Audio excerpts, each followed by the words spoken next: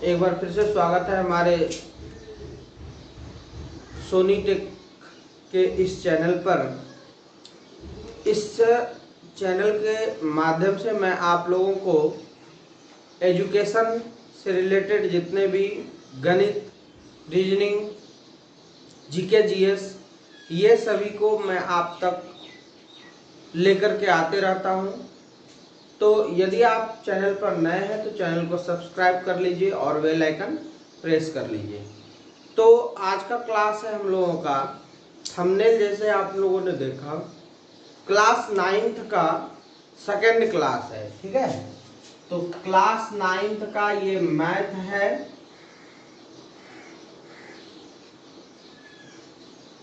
इसमें हम लोगों का ये एक्सरसाइज 1.2 होने वाला है। लेकिन 1.2 होने से पहले इसकी जो थ्योरी है वो थोड़ा सा हम लोग जान जाते हैं। इसमें देखिए हम लोगों का कुछ पहले नंबर के बारे में बात कर लेते हैं। पहला इवेन नंबर है, तो इवेन का मतलब होता है सम। इसका फॉर्म होता है 2n। तो इसको हम लोग ये भी कह सकते हैं, जो दो का गुणज हो या दो का भाजक हो या दो से पूरा पूरा विभक्त हो, तो ये होता है, ये हम लोगों का हो जाता है जो है सम संख्या। या और लिख सकते हैं जिसका इकाई अंक 0, 2, 4, 6, 8 हो। ये यदि होगा ना तो आपको हमेशा ध्यान रखना है कि वो होगा सम। तो सम का मैंने पूरा डिटेल यहाँ पर कर दिया। सम को इवेन नंबर कहते हैं, इसको 2n से सूचित करते हैं। जो दो का गुणज होगा, दो का गुणज का मतलब होता है, दो का गुणज ले लीजिए, 2, 4, 6, 8। दो का भाजक, जैसे मान लीजिए 2 लिए, 2 से भाग दीजिए, भाजक है। जैसे 4, 2 से भाजक हो जाएगा। फिर या 2 से पूरा पूरा विभक्त हो, तो 2 से पूरा पूरा विभक्त है वो। यानी कि यदि हम 10 लेते हैं तो 2 से विभाजित, 20 लेते हैं तो 2 से विभाजित, तो ये पूरा पूरा विभक्त है।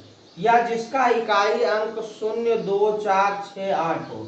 इकाई अंक का मतलब लास्ट से पहला या तो 0 हो, या तो 2 हो, या तो 4 हो, या तो 6 हो, या तो 8 हो।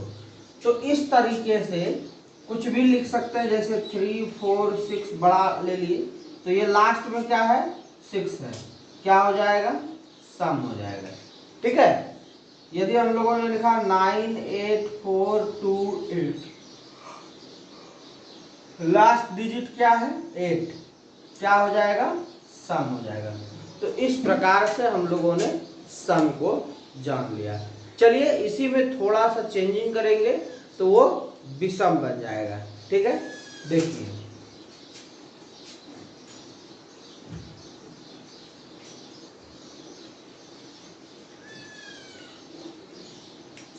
और हम लोग विषम पर बात कर लेते हैं। ओड, ओड में होगा, इसको हम लोग 2n + 1 कहते हैं। ठीक है, क्या कहते हैं, 2n + 1।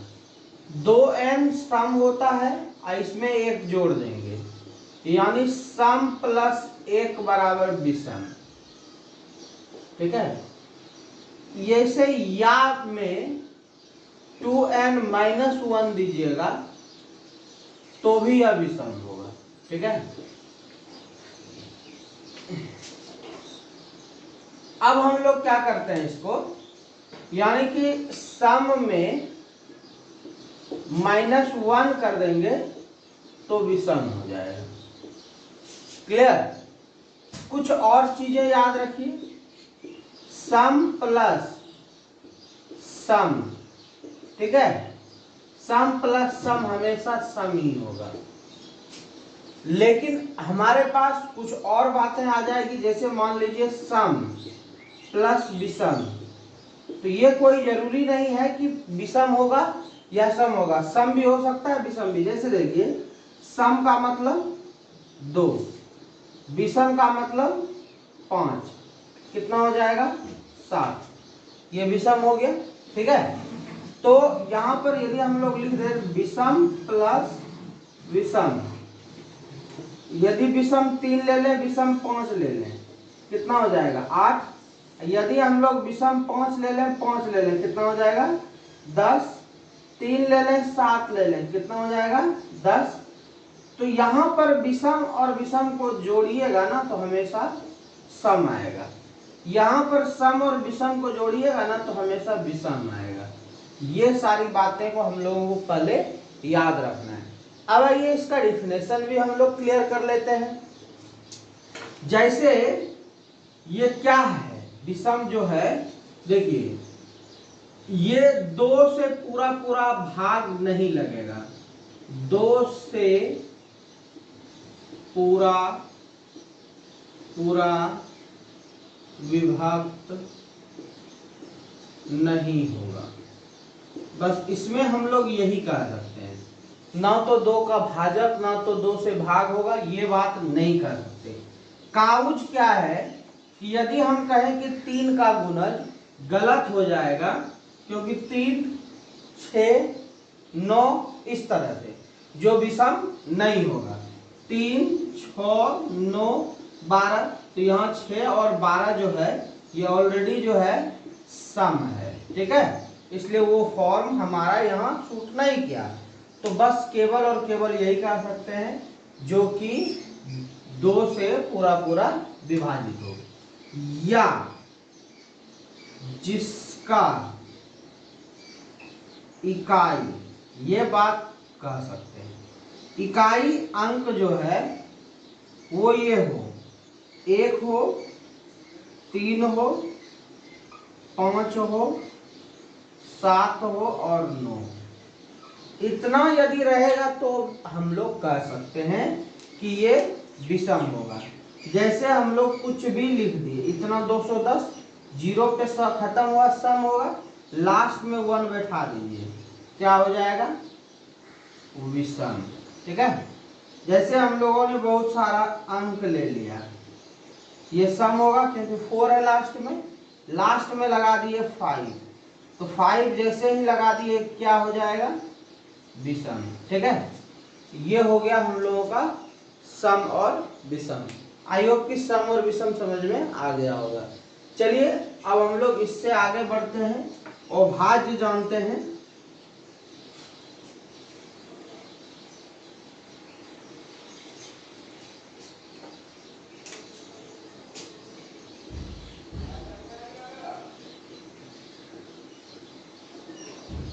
प्राइम नंबर, ठीक है, तो इसको हम लोग देखिए आराम से देखते हैं। अभाज्य संख्या का होता है जिसका केवल 2 गुणनखंड हो,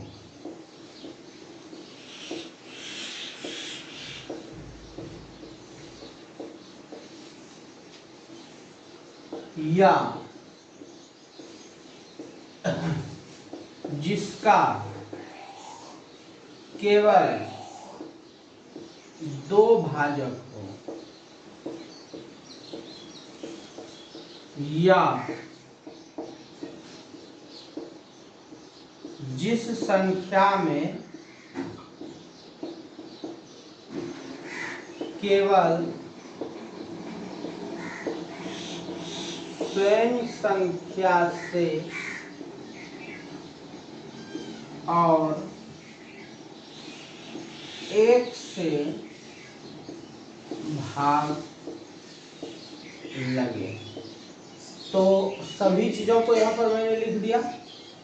अब इसको समझना भी है। कहता है जिसका केवल दो गुणनखंड हो, जैसे फॉर एग्जाम्पल के लिए मैंने लिया 2, 3, 5, 7, एक 9 भी ले लेते हैं, लेकिन 9 होगा नहीं, ठीक है।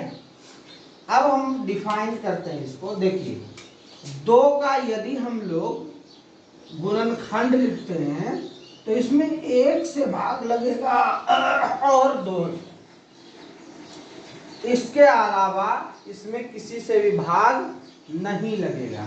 तो इसका कितना गुणनखंड हुआ? 2 गुणनखंड। जिसका केवल 2 भाजक हो, इसका देखिए 2 का भाजक क्या क्या है? 1 से भाग देने वाला है, 2 से भाग देने वाला है। अब कोई भाजक इसका नहीं है। तीसरा, जिस संख्या में केवल स्वयं से, स्वयं का मतलब क्या हुआ? 2 से लगा है, और 1 से लगा है, अब किसी से नहीं लगेगा। यानी कि यदि आपको पूछे कि अभाज्य संख्या में किससे भाग लगती है, तो 3 है जैसे, तो इसमें 1 और 3 से भाग लगेगा। 5 है तो 1 और 5 से लगेगा। 7 है तो 1 और 7 से लगेगा। एक संख्या मैंने 9 लिखा है, इसको 1 से भी लगेगा, 9 से भी लगेगा, लेकिन 3 तिहाई 9, 3 से भी लगेगा, तो ये अभाज्य नहीं हुआ। बात समझ में आ गई? क्लियर? कोई दिक्कत नहीं। चलिए अब हम लोग आगे बढ़ते हैं। इसी अभाज्य में ध्यान दीजिएगा, इसी अभाज्य में यदि हम लोग रूट लगा दें, क्या लगा दें? रूट। जैसे 2 है, 2 पर यदि हम लोग रूट लगा दें तो ये बन जाएगा हम लोगों का अपरिमेय। क्या बन जाएगा? अपरिमेय।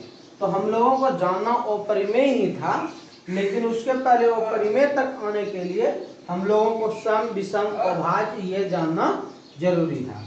अब 3 है, तो 3 में यदि हम लोग रूट लगा दिए, यानी कि ऐसा वर्गमूल लगा दिए, तो ये भी अपरिमेय हो जाएगा। उसके बाद यहाँ पे 5 है, यदि हम 5 लगा दिए तो ये भी आपका अपरिमेय हो जाएगा। 7 लगा दिए, ये भी आपका अपरिमेय हो जाएगा। तो अपरिमेय का परिभाषा हो गया, अभाज्य संख्या पर रूट लगाने से वह अपरिमेय संख्या बन जाता है। क्लियर? तो आइए अब उसको भी लिख लेते हैं हम लोग।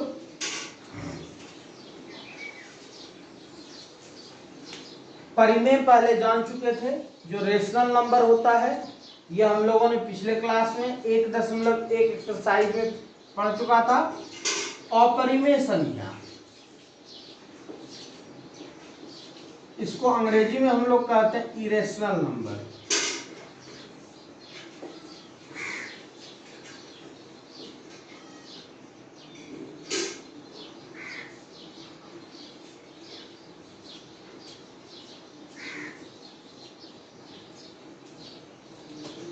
क्या लिखेंगे? अभाज्य संख्या पर रूट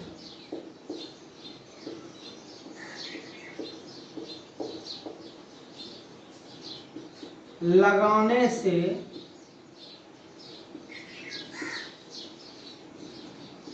वह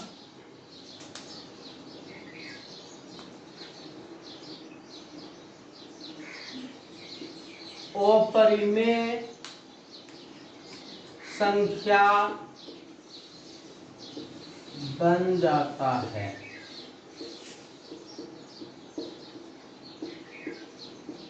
इसका और भी लिख सकते हैं, जिसे P/Q के रूप में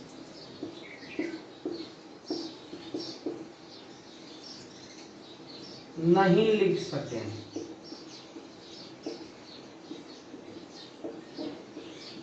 ठीक है, ये भी हम लोग कर सकते हैं, जिसको हम लोग P/Q के रूप में नहीं लिख सकते हैं।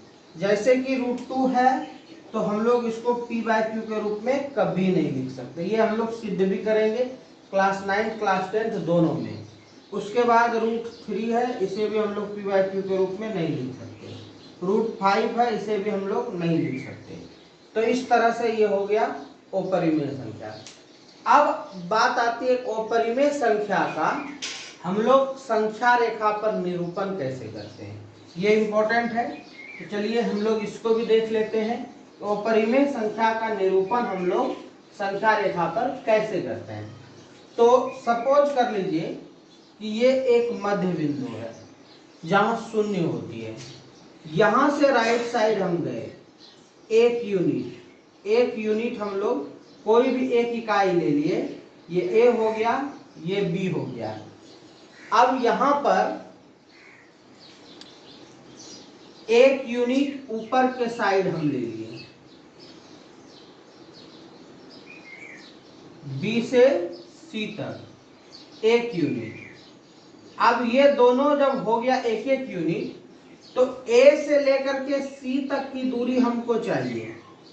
तो यहां पर ये लंब है जिसको हम लोग कहते हैं right angle, means 90 degree, means समकोण। क्योंकि ये जो नीचे आपको दिख रहा है ये आपको आधार दिख रहा है, और ये जो खड़ा दिख रहा है ये लंब दिख रहा है। आधार मतलब हो गया बेस, लंब मतलब हो गया परपेंडिकुलर। यूनिट जो लिखे हैं इसका मतलब इकाई। इकाई में आप कुछ भी लिख सकते हैं इसका यूनिट। एक सीएम हो सकता है, एक मीटर हो सकता है, एक फीट हो सकता है, एक इंच हो सकता है, तो यूनिट कुछ भी हो सकता है। अब यहाँ पर ये वाला हो गया आधार, ये वाला हो गया परपेंडिकुलर लंब, तो ये वाला जो बचा हुआ है ये होगा कर्व, और इसको हम लोग अंग्रेजी में कहते हैं हाइपोटेनस।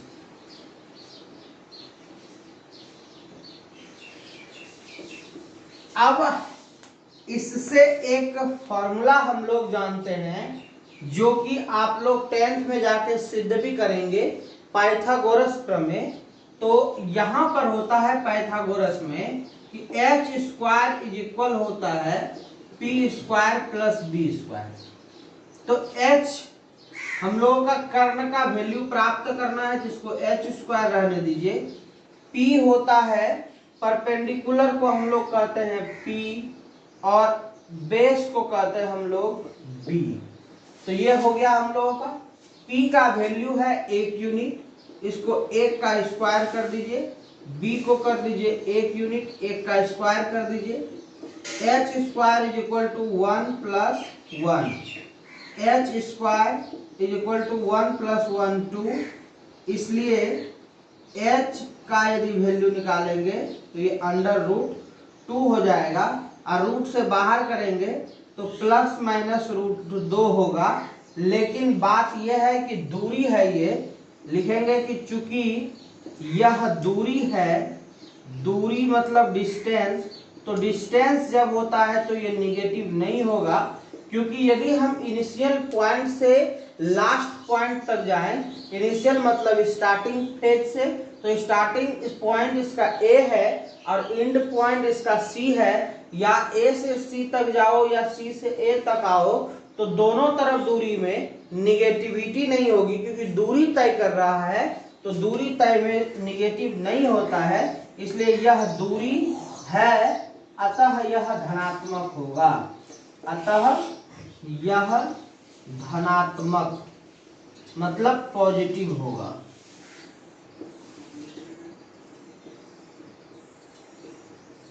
तो ये हो गया √2 का संख्या रेखा पर निरूपण। इस तरह से हम लोग अब स्केल से क्या करेंगे, ये जितनी दूरी आपका C तक हुई उतनी दूरी को आप यहाँ पर लाइन पर काट सकते हैं, जिससे कि √2 की दूरी निकल जाएगी। समझ में आ गया। इसी तरह से यदि 3 का कहेगा तो थोड़ा सा और एक यूनिट यहाँ पर लंब डाल दीजिएगा, फिर वहां पर इसको मिला दीजिएगा। तो हम लोग अगले क्लास में √3, √5, √7 का निरूपण और 1.2 में जितने भी सवाल हैं उसका सॉल्यूशन करेंगे। मिलते हैं अगले क्लास में। बाय।